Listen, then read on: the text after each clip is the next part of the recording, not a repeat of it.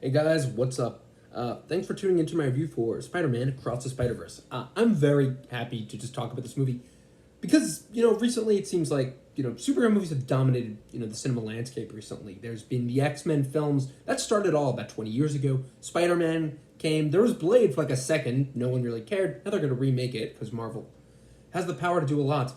And from their platform, they've kind of dominated what is action movies today. In the 90s there were a lot of movies like kind of just going to the bargain bin, and now those are like the movies I would say that are like the Netflix movies. I mean, in the 90s everything just felt silly. Like look at Demolition Man and Speed. Those were movies you'd go to see in a cinema. Like that was cinema. But now it's Iron Man or Spider-Man or what is the big movie.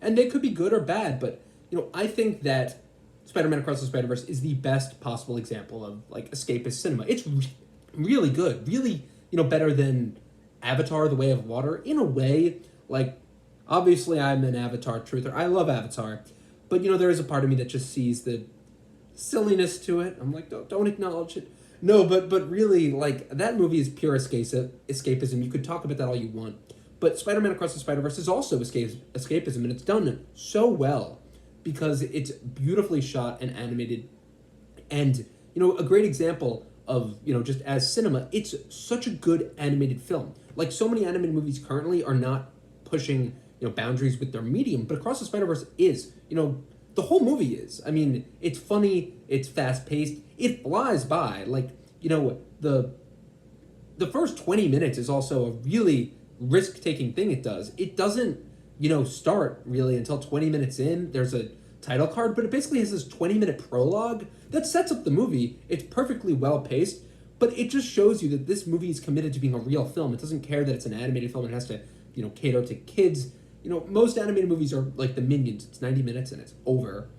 But this movie is really well done. It's really fast paced, just flies by, and it's good. That's the thing. It actually is always building character, and that's what I love about it. If you compare it to the Marvel, films, I think Spider-Man: Homecoming, was Marvel doing their thing.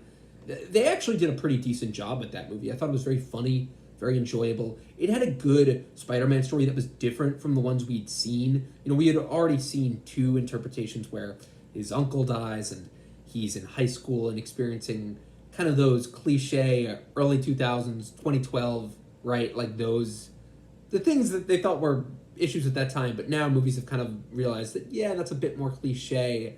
I mean, even in The Flash, they have a love interest. And in early Spider-Man films, they have a love interest, and it's like she gets trapped or the bad guy takes her. But, movies have kind of stopped doing that now.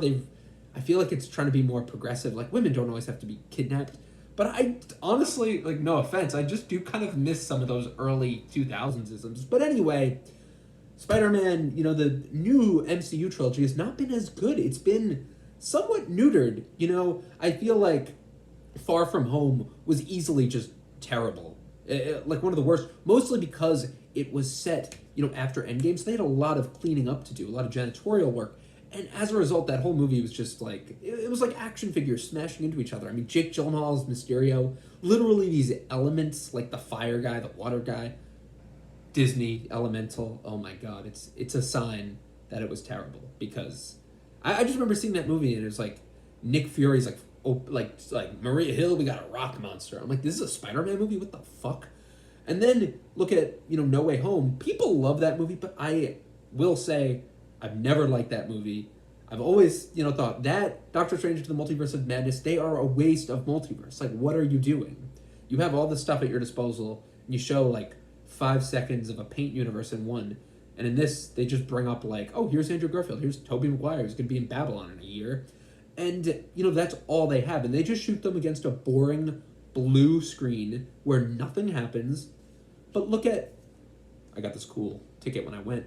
Look at Across the Spider-Verse. Everything is interesting to look at. All the characters have distinct qualities.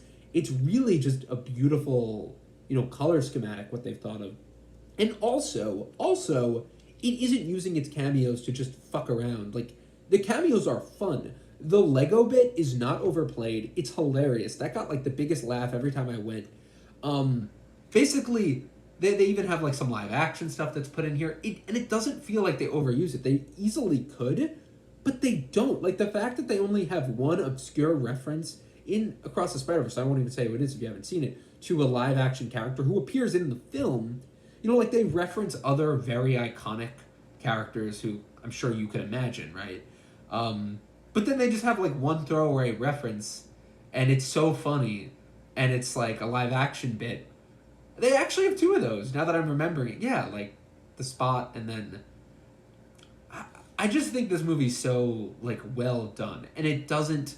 That's the thing, it doesn't lean into the nostalgia as much as it could, which is a good thing. Like, I'm just saying, it does everything it needs to do. It has Peter Parker, Miles Morales, Gwen Stacy, the core characters. It gives you MJ for a bit. It has everything, you know, you would like about this universe, and it just provides that, and it doesn't overstay its welcome. And I think that's the best thing about it. And I think when it comes to animated movies, you know, there are movies that adults should be able to see too, and I think this is one of them. I think, you know, everyone talks about the Minions, and they talk about how Minions is for children, and it is. It's like, but that's a well done Looney Tunes type movie. You know, like, there are films that, you know, it's just gags, and I think that that's what the Minions is. It's kind of a modern day version of that. It's 90 minutes of passive entertainment, but this is not passive.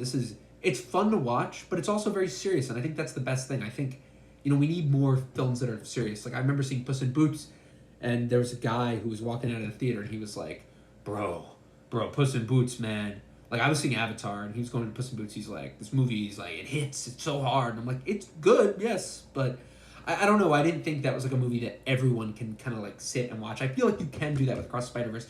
And I think, you know, they're both excellent movies. They both are very well paced. They both have the same excellent villains, which is what makes it work. They have a bad guy, they have a funny guy, they have an anti-hero. It just works, you know, and this movie is so fast-paced. Like, it's 140 minutes. Guys, The Flash is 144 minutes. And that movie I was, like, falling asleep in, like, an hour and a half in, just because it is so boring. It doesn't tell its story right. But this movie's so good.